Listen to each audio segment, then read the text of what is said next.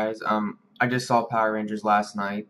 Sadly, I have to remake this review, because I didn't pay attention. I made it in the wrong file format. But I'm making this review because literally while I was at the theater, I had texts from friends.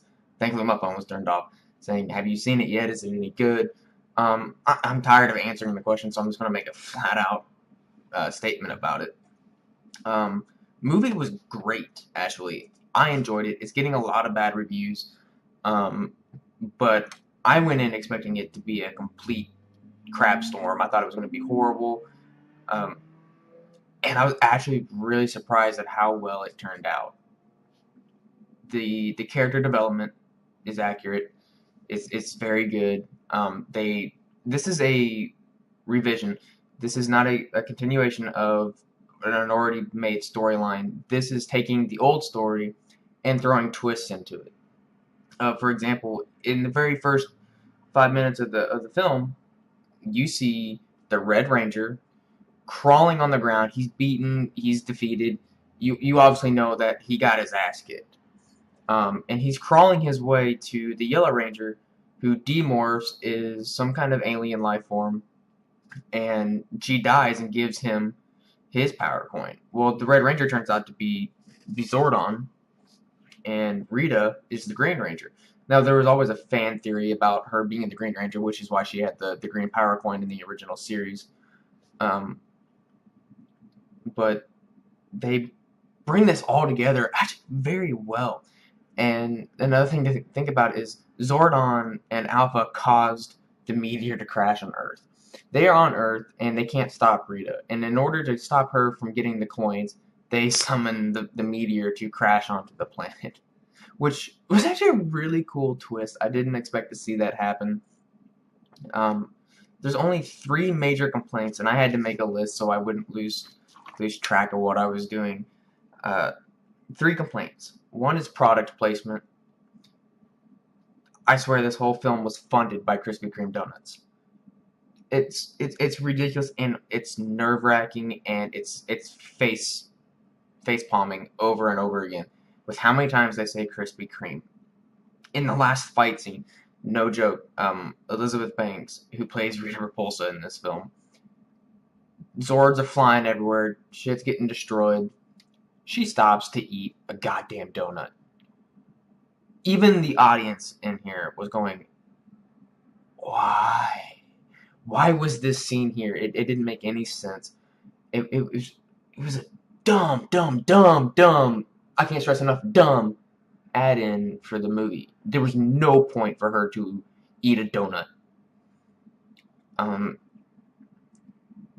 90% of the last scene, literally, I'm circling the Krispy Kreme. She's found the Krispy Kreme. Let's go to Krispy Kreme. Let's. Oh my god, it's over and over and over again. I mean, I can talk forever on this. But bad product placement, like what they had in the Man of Steel series, where the last fight scene in the Man of Steel, there was a Denny's, there was a U-Haul, there was a ton of crap through there, and this is just as bad as that. The other complaint I have is the final Megazord. The final Megazord is goofy as hell. It's a flat ripoff from Optimus Prime. Where my mouse is circling is the new one. And it's pretty bad that the original Megazord looks way more appealing to me. You shouldn't do that. You should improve, not backtrack. I shouldn't go back and look and go, yeah, that was way better. That's a dude in a suit in the original. A boxy suit. And it was more eye-catching than the current Megazord. How in the hell did a T-Rex, pterodactyl, saber-toothed tiger, triceratops, and a mastodon dinosaur robot turn into that? With that, I can see it. The mastodon is the chest, the T-Rex is the main body. You can't really see it in the picture, but the blue leg is the triceratops, the yellow leg is saber-toothed tiger, and the pterodactyl is the chest plate. That made sense. And yes, it's all a ripoff of Transformers in the long run. Or maybe vice versa, I'm not really sure of the time and frame. But this was goofy. And another thing to mention is that the cockpits used to be all in the head of the original show. In here, you have one in the left and right arms, the chest, and the left and right legs. I'm not really sure why they did that. Um, I mean, it makes them work as a team. It's super Voltron-y because that's how the Voltron cockpits are set up. Each person controlled a limb. Um, but in the Power Rangers series, it was them working together to do everything. So it works and it doesn't. It's just a weird feel.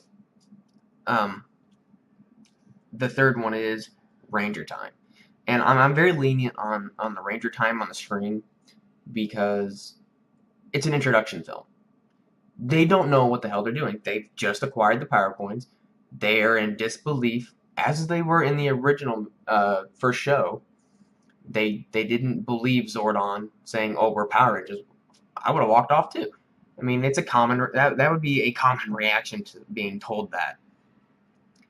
And so while they're coming to terms with the fact that, oh, this is real, they don't know how to morph properly. They have to be linked mentally with each other, and if one person falters, they can't do it. So it explains a lot as why they can't proceed as a group until they all work together. And it actually shows that very well. And kudos to the actors for this. The five main characters are awesome. They deserve more work. They deserve another movie. They deserve everything because there's one scene in particular from the movie that I will remember. It's the campfire scene. And other people have talked about this on their reviews. It's actually very emotional scene. It's very touching. You learn a lot of secrets about the Rangers. Some of them are goofy, but some of them actually help you understand the characters and why they're having trouble with their day-to-day lives. They really hit in with the teenagers from Attitude, because that's one thing that the show never really focused on properly. Was they said, "Get me teenagers with attitude." Every single teenager they had in that TV show was a goody good. In here, they're actually troubled kids. Uh, Jason got arrested for messing with a cow mascot from, I think, a rival team. I'm not 100% sure how that went, but anyway, it leads in a police chase. He's on house arrest. Billy, who actually I think is the most unique character, did a science experiment and kind of forgot about it in his locker, and it blew up and blew up his lunchbox, which is actually kind of funny because that's something you would see in the show. But the thing to add about Billy is a really, really cool take on his character. They made him autistic, and I'm actually all for this because one, it shows that people with autism can do these things. They're not any different. He uses it to his advantage. He remembers literally every little detail, and he uses it to his advantage. He's the one who ends up finding the Zeo crystal, which is what Rita, the main villain, is after. Basically, because if they take this crystal, it's going to destroy the planet. It's like a life force crystal. And because he remembers everything, he was able to track down this crystal, and it's under the Krispy Kreme donut shop. Another great way to plug that product in. Trini, the Yellow Ranger, is the rebel of the group. She's very distant from her family. Zach is always taking care of his mom, making him miss school. So he's in detention because he misses school, but they don't really show him in detention until the end of the show because he's not at school. He doesn't go. So every character was developed very well. These actors definitely deserve more work. So congrats for them. This was a hit for their career. Bill Hader as Alpha 5. That was a weird choice, and I'm not a huge fan of Bill Hader.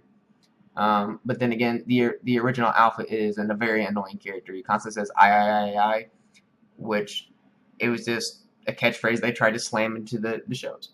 He says it once in the movie. It's actually well fitting, but again with the changes, Alpha 5 here looks like a robotic ET. He looks like crap. I don't get it. It again, it's going back. I mean, granted, this looks like something from Star Trek, but it's so. I'm sorry. I would have much preferred to see an alternate version of the original Alpha 5. This is just goofy as hell. It makes no sense. Inside that, I don't have a picture pulled up for him. I'm gonna look one up. Bryan Cranston as Zordon. That name should sound familiar to you. It's a guy from Breaking Bad. He was actually in the original Power Rangers series. He played a lot of the villains. He did a lot of voice work, and he was actually very grateful that he was brought to light on playing Zordon. He actually really thought that was cool from what I've read, and he does a great Zordon because he's a leader of a group that has died. He has experience in the field, and he plays that off very well while he's trying to teach the new Red Ranger how to lead his group. But you kind of see that he's not the best leader. He made mistakes, and he's letting them know that he's made the mistakes. So the character development in here was awesome. It was very, very well done.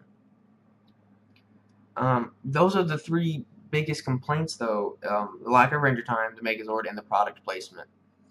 If you can get past that, you're going to enjoy this movie. I took my cousins to go see it. They enjoyed it. The only problem I had, other than the movie, is, and I can't stress this enough, parents, we get it. You love your kids. Do not take babies to go see movies. It's not fair to the other audience. It's that there was a baby in the front row constantly crying, and it was always crying during the quiet scenes. I was constantly having to lean over and talk to my cousin saying, hey, they said this, this, and this. Did you catch this part? This part was part of the original series, and they threw that in there. And you can't do. It's just not fair. It was very rude. And surprisingly, nobody had a cell phone go off. Almost every movie I go to, somebody has a cell phone go off. No, this time, crying baby, and it was really, really annoying. But I'm getting sidetracked from that.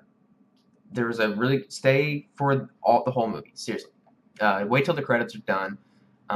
There's a bit at the end where they talk about Tommy Oliver, who is the Green Ranger, who is probably going to be the villain for the first part of the next movie. He starts out evil and eventually becomes good. There's also a cameo of two of the original Rangers, one of my two personal favorites, Jason David Frank as Tommy Oliver, the original Green Ranger, and Amy Jo Johnson, the original Pink Ranger, who played Kimberly.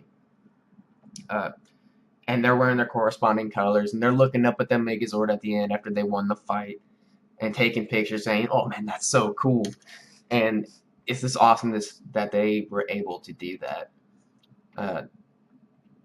Elizabeth Banks as Rita was a very good fit, actually. She looks crazy in here. Like there's a scene where she looks homeless, she's deformed, she's basically rambling on about getting gold, and she uses gold to make Goldar, obviously. This is the old one here from the 90s show, and that's Elizabeth Banks. It was a good change. I actually really enjoyed that. You actually see her in the beginning as the Green Ranger, and it looks, from what I can tell, it's not really given to the audience, but it looks like she can't use the power coin anymore to become the Green Ranger. It looks like the alliance to the coin is wavering. The coin picks its partner, and she tries to morph, and she can't fully morph, and that's why she looks like this, I think. I mean, I'm not 100% positive, and that's a fan theory at that point. Another thing I gotta point out, Goldar looked goofy as hell, and I know this is a toy comparison. I couldn't find a decent picture. This is how Goldar is supposed to look, or I shouldn't say it's supposed to look. This is, like I said, this is a revision. This is how he originally looked. He was a flying monkey with gold armor, and here they made him 100% gold, which is okay. It was just weird. I expected to see something in there, something with a little bit more personality. He doesn't talk at all. He just fights. He pulls out a sword and starts fighting. And the Megazord fight between Goldar and the Power Rangers is awesome.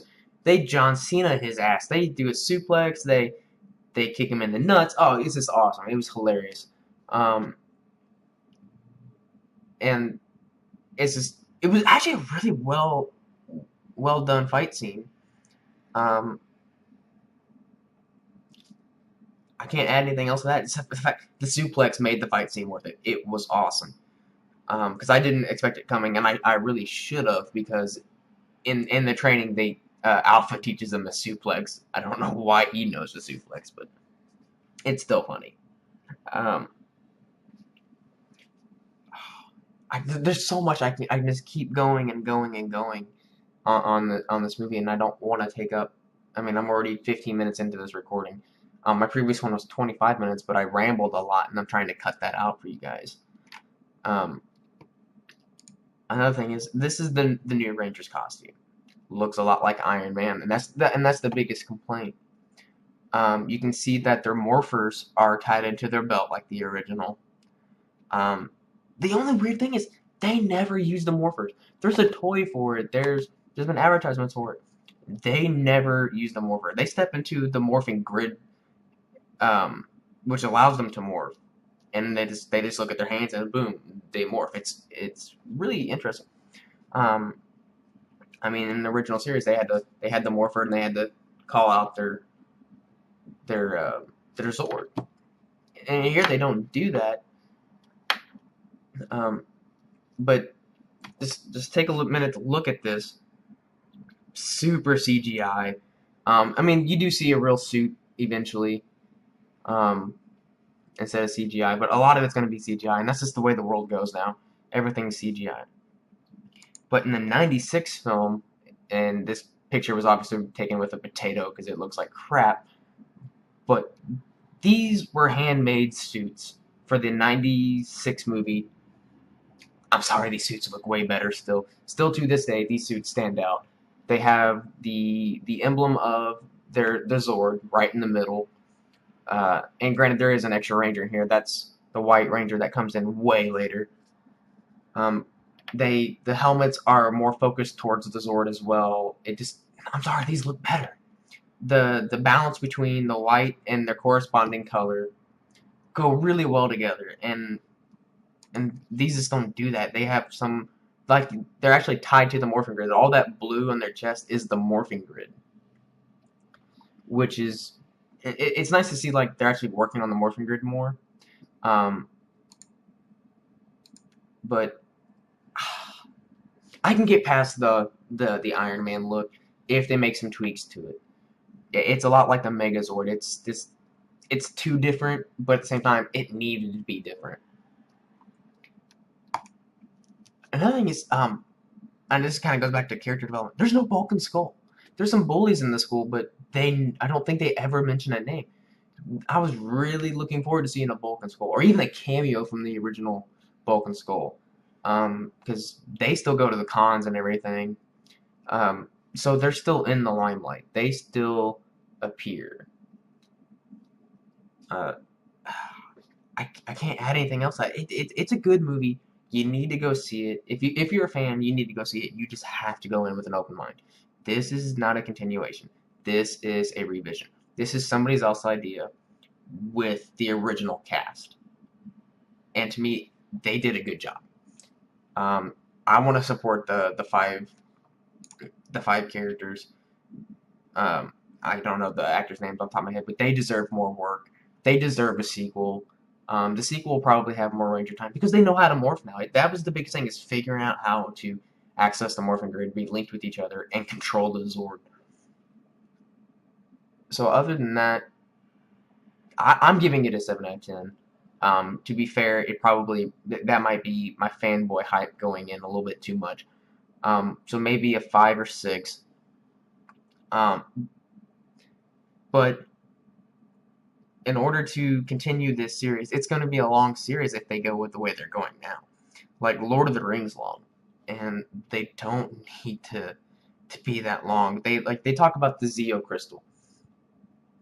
And for people that don't know, the Zeo Crystal is an item that they use to get new powers, new suits, and stuff in the series. So the fact that they're bringing that out incredibly early is kind of interesting. I don't know if they ended up using.